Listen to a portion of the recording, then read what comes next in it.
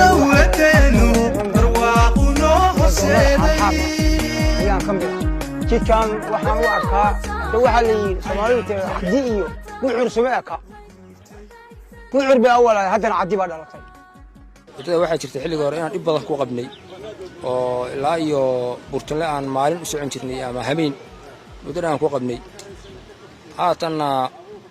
hadda waxa weeye waa 4 saac war saac baan soo socdo أنا واحد دهمين مهرد مقالة كم إذا بان لا هاي وقتي مهرد إذا يو ركشة هي بورتلان كسر لابتي هذا واحد بدل بمسعونه قالوا هات حواري إيمان مثلا كلبر أو كلبان سعونه هاي برتي يلا فديان هذا صوتنا استيقظ يمد وأقولش كبعد عن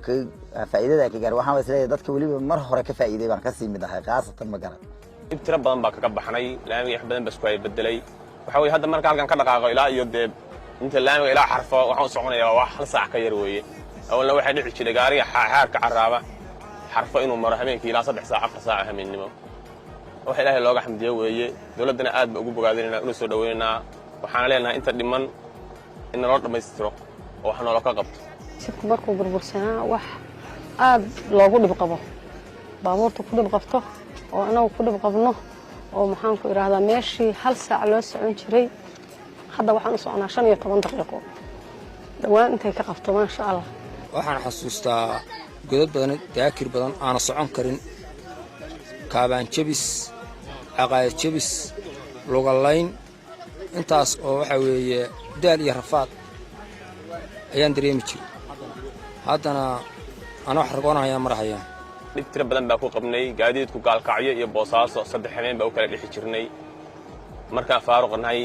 habeen dhixi jirnay laakiin hadda xaar taagnahay shalay galab 9 saac aan soo dhaqay hadeerna xaar baan marayaa waxa dhici kara inaan buurtino iyo wax ka sheey aan harsado wadadu qof kasto oo aqal leh wuxuu dareemayaa inay tahay maxaan ku raahdaa guul weyn oo dalkan uu gaaray xaar kuma eka degmadan buurtino kuma eka gobolkan hadda kuma eka nugaal Puntland kuma eka wadadan Soomaaliya u furanta Soomaaliya loo dhisaa la oran karo xaqiiqdan jidka waxaan u arkaa dawladda iyo inta ka hooseysa iyo hay'adda dhistay iyo madaxweynaha Siciid Dani oo dhisay runtii waxaan anigu u arkaa inuu ka qaatay qayb libaax oo weyn xaar iyo xarfo waxaan kala socon jiray 5 saac ilaa 6 saac ayaan kala socon jiray haddana hal saac waxaan dhammayn u soo kala socdo safarkii hadda buurtalahaas maalin dhan baan u sii socon jirnay qofkuna wuxuu tagi jiray isagoo baabaay jidka xilligu burbursanaa wuxuu ahaa burbur godad leh hoolala lagu dhacayo baabuurtu ku burburayso dadku ku tatawayo burbur u ahaa dhibaato weyn lagu qabo dad iyo dunyaba dalka oo dhan ku qaba deegaan walba iyo meel kasta gaadiid dad wax kasta dhibaato lagu qabay taraag mid dheer mid dhow intaba mas'uuliyad weyn baa naga saaran inaan anagu u ilaalino inaanu anagu ilaashanayno waxaanu ka ilaalinaynaa qashinka waxaanu ka ilaalinaynaa dhagaxa waxaanu ka ilaalinaynaa wax kasta oo daana u geysanaya anagu kalbishada ahaan door weyn baan ku qaadanaynaa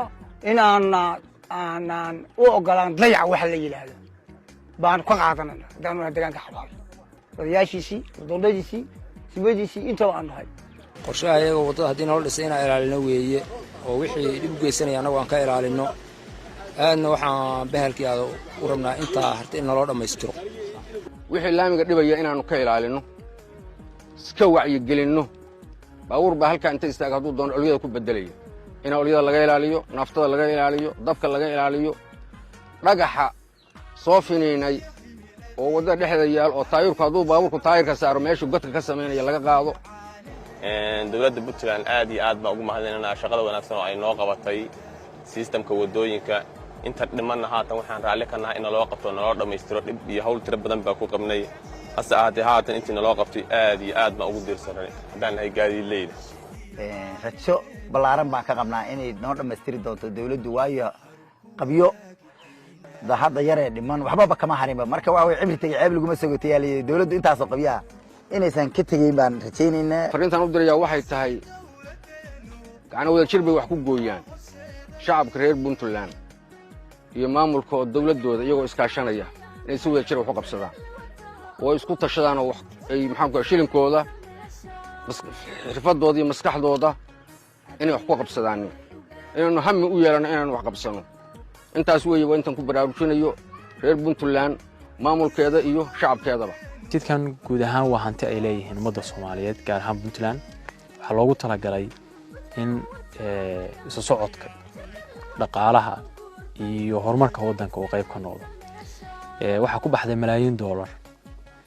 si loo dhiso waxa ku baxday juhdi badan iyo asad badan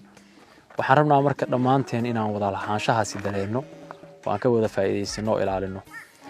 waxaan rabaa marka in gaadiidleydu wadada si taxaddar leh u maraan ay ka ilaaliyaan waxyaabaha caqabada u keenaya waxaan rabnaa marka in jidkaasi sida hadda u dhisan yahay uu qurux badnaado annaguna waxaan diyaar u nahay inaan maintenance-giisa iyo dayactirkiisa ka shaqeyno aad iyo aad baan u mahadsantihiin